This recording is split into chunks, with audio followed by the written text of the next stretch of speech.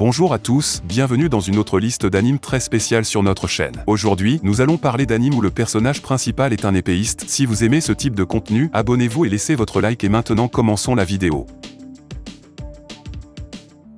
Izanami, une jeune prêtresse d'Izumo, est forcée de regarder un groupe de ninjas maléfiques brûler son temple et massacrer les gens à l'intérieur, ne lui laissant d'autre choix que de fuir dans la forêt pour échapper au même sort. Par hasard, elle tombe sur Seizu Kirigakure, un ninja 100 maîtres de l'école IGA. Les deux se rendent au château d'Ueda pour demander de l'aide à Yukimura Sanada. La possession par Izanami d'un pouvoir étrange et dévastateur est révélée, et Sanada accepte volontiers de l'aider, rassemblant 10 braves guerriers aux côtés d'Izanami. Ainsi commence Brave 10, une histoire qui se déroule pendant la période des royaumes combattants. Il suit le voyage de Seizu et Izanami à travers les terres chargées de guerre à la recherche de braves guerriers pour servir sous la bannière de Yukimura, chacun possédant ses propres compétences puissantes. Ils devront voyager très loin, tout en essayant de repousser ceux qui poursuivraient le pouvoir obscur qu'elle possède pour se l'approprier.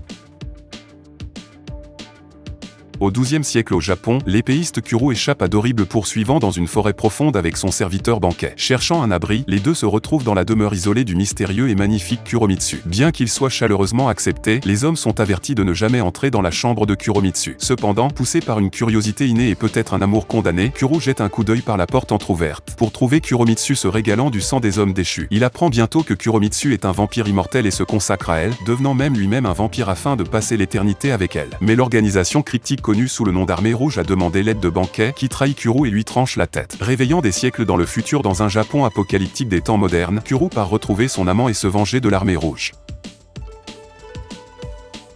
Le monde est divisé en deux royaumes, le royaume des Blancs, qui flotte dans les cieux et est gouverné par leur reine Iris, et le royaume des Noirs, qui se dresse sur une terre désolée en contrebas et abrite le roi des ténèbres comme son dirigeant. Dernièrement, les forces du mal ont amassé une grande puissance, constituant une menace pour le monde entier. Étant le principal représentant de la lumière, il est du devoir d'Iris de maintenir l'équilibre du monde et de combattre les ténèbres dans son royaume. Pendant ce temps, dans le royaume des Noirs, des monstres déchaînés anéantissent le village d'un certain garçon, le laissant le seul survivant. Alors qu'il pleure de désespoir, un homme en armure nommé Skir remarque l'enfant et le réconforte. Peu de temps après, Skir reconnaît le potentiel du garçon à changer le statu quo du royaume et fait de lui son héritier avant de décéder. Le garçon jure alors de devenir le prince des ténèbres, celui qui remplacera le roi, pour ramener le monde sur son droit chemin. Alors qu'Iris et le prince des ténèbres défient chacun le destin imminent auquel le monde est confronté à sa manière respective, leurs destins convergeront l'un vers l'autre et peut-être que leur lien décidera du sort du monde. Depuis la découverte du syndrome de Samon il y a 30 ans, des milliers de jeunes ont voyagé dans des mondes fantastiques, les quelques rapatriés parvenant à conserver les capacités spéciales qu'ils ont acquises dans ces univers parallèles. Akatsuki Uzawa, connu sous le nom de Rogue Hero, abandonne sa vie paisible dans le monde fantastique d'Alézar pour faire face à de nouveaux défis à son retour sur Terre. Il revient avec Miu, la fille du roi démon qu'il a vaincu, et est maintenant obligé de cacher sa véritable identité en la faisant passer pour sa petite sœur. Les deux rejoignent bientôt Babel, une école spéciale conçue pour ceux qui ont acquis des capacités spéciales et des pouvoirs magiques au cours de leur voyage dans un monde fantastique. Babel a apparemment été fondée pour former de jeunes voyageurs interdimensionnels et les guider sur le bon chemin pour le bien de l'humanité et d'eux-mêmes, mais son véritable objectif reste flou pour les pseudo-frères et sœurs. Akatsuki et Miu pourront-ils vaincre le puissant conseil étudiant hostile et découvrir les forces en jeu dans les coulisses? Kazumi est une jeune serveuse maladroite qui passe ses journées à travailler paisiblement dans une petite maison de thé. C'est-à-dire jusqu'à ce qu'elle renverse accidentellement un verre sur l'un de ses clients. Avec un groupe de samouraïs qui la harcèlent sans cesse, Fu fait désespérément appel à un autre samouraï de la boutique, Mugen, qui les bat rapidement avec sa technique de combat sauvage, utilisant des mouvements rappelant ceux du breakdance. Malheureusement, Mugen décide de se battre avec le Ronin Jin involontaire, qui manie un style de combat à l'épée plus précis et traditionnel, et ce dernier s'avère être un adversaire redoutable. Le seul problème est qu'ils finissent par détruire tout le magasin et par tuer accidentellement le fils du magistrat local. Pour leur crime, les deux samouraïs sont capturés et prêts à être exécutés. Cependant, ils sont sauvés par Fu qui engage le duo comme garde du corps. Bien qu'elle n'ait plus d'endroit où retourner, l'ancienne serveuse souhaite retrouver un certain samouraï qui sent le tournesol et sollicite l'aide du couple désormais disculpé pour le faire. Bien qu'ils aient initialement désapprouvé cette idée, les deux acceptent finalement d'aider la fille dans sa quête. Ainsi, le trio se lance dans une aventure pour trouver ce mystérieux guerrier, c'est-à-dire si Fu peut empêcher Mugen et Jin de s'entretuer. Situé dans une période alternative d'Edo au Japon, Samurai Champloo suit le voyage de ces trois individus excentriques dans une quête épique pleine d'action, de comédie et de combat à l'épée dynamique, le tout au rythme d'une bande-son unique infusée de hip-hop. Edo est une ville qui abritait la vigueur et l'ambition des samouraïs à travers le pays. Cependant, après la reddition du Japon féodal à de puissants extraterrestres connus sous le nom des Hamanto, ces aspirations semblent désormais irréalisables. Avec le shogunat autrefois un flux reconstruit en tant que gouvernement fantoche, une nouvelle loi est adoptée qui interdit rapidement toutes les épées en public. Entrée Jintoki Sakata, un homme excentrique aux cheveux argentés qui porte toujours une épée en bois et maintient sa stature de samouraï malgré l'interdiction. En tant que fondateur de Yorozuya, une petite entreprise de petits boulots, Jintoki se lance souvent dans des efforts pour aider les autres, bien que généralement de manière plutôt étrange et imprévue. Assisté de Shinpachi Shimura, un garçon à lunettes censé apprendre la voie des samouraïs, Kagura, une fille-garçon manquée avec une force surhumaine et un appétit sans fin, et Sadaharu, leur chien de compagnie géant qui adore mordre la tête des gens, les Yorozuya rencontrent tout, de la royauté extraterrestre aux échauffourées avec les gangs locaux dans le monde en constante évolution d'Edo.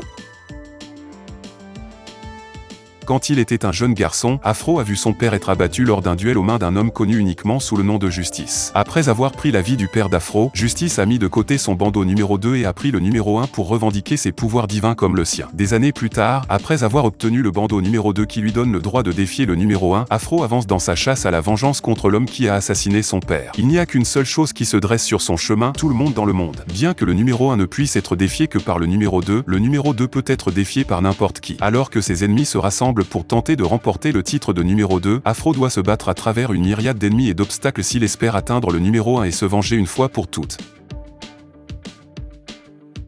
Manji est un épéiste tristement célèbre du Japon féodal, connu sous le nom de 100 Man Killer, car il a tué une centaine d'hommes innocents. Cependant, il y a quelque chose de bien plus effrayant que sa sinistre réputation, le fait qu'il soit immortel. C'est l'œuvre de la nonne Yaobikuni, âgée de 800 ans, qui a placé des vers de vase capables de guérir presque toutes les blessures dans le corps de Manji. Pour expier ses crimes, Manji décide de tuer 1 millier d'hommes méchants. Yaobikuni accepte cette proposition, disant que s'il réussit, elle annulera sa malédiction d'immortalité. Peu de temps après cette promesse, Manji rencontre Rin Asano, une jeune fille de 16 ans qui demande l'aide de Manji pour tuer ceux qui ont massacré ses parents. Initialement réticent, Manji refuse l'appel désespéré de Rin. Cependant, en raison de son manque évident de force, Manji change d'avis et accepte de protéger Rin pendant 4 ans. Avec ce partenariat gravé dans la pierre, les deux se lancent dans un voyage périlleux d'effusion de sang, de vengeance et de rédemption, chacun pour accomplir la cause de sa propre vie.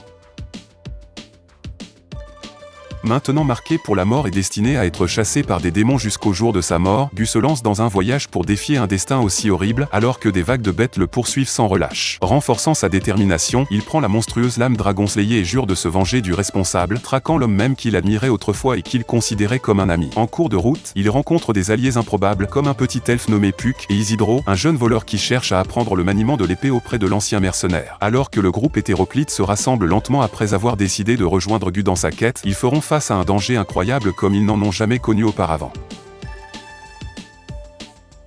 Le 15e anniversaire de Kagome Higurashi prend une tournure soudaine lorsqu'elle est tirée de force par un démon dans l'ancien puits du sanctuaire de sa famille. Ramenée dans le passé, lorsque les démons étaient un spectacle courant dans le Japon féodal, Kagome se retrouve constamment chassée par ces viles créatures, aspirant tout à un objet qu'elle porte sans le savoir, le Shikon Jewel, une petite sphère détenant un pouvoir extraordinaire. Au milieu d'une telle situation difficile, Kagome rencontre un garçon à moitié démon nommé Inuyasha qui la prend pour Kikyu, une jeune fille du sanctuaire qu'il semble en vouloir. En raison de sa ressemblance avec Kikyu, Inuyasha prend une violente aversion pour Kagome. Cependant, après avoir réalisé les circonstances désastreuses dans lesquelles ils se trouvent tous les deux, il met de côté son hostilité et lui donne un coup de main. Malheureusement, lors d'un combat pour le Shikon Jewel, l'objet miraculeux finit par se briser en morceaux et se disperser à travers le pays. Craignant les conséquences désastreuses de cet accident, Kagome et Inuyasha se sont lancés dans une quête difficile pour récupérer les éclats avant qu'ils ne tombent entre de mauvaises mains. Et c'était notre liste d'animes pour aujourd'hui. Si vous avez aimé la vidéo, n'oubliez pas de laisser votre like et également de vous abonner à notre chaîne pour toujours recevoir le meilleur contenu de vos animes préférés. Pour aujourd'hui on va rester ici, jusqu'à la prochaine vidéo qui sortira très bientôt.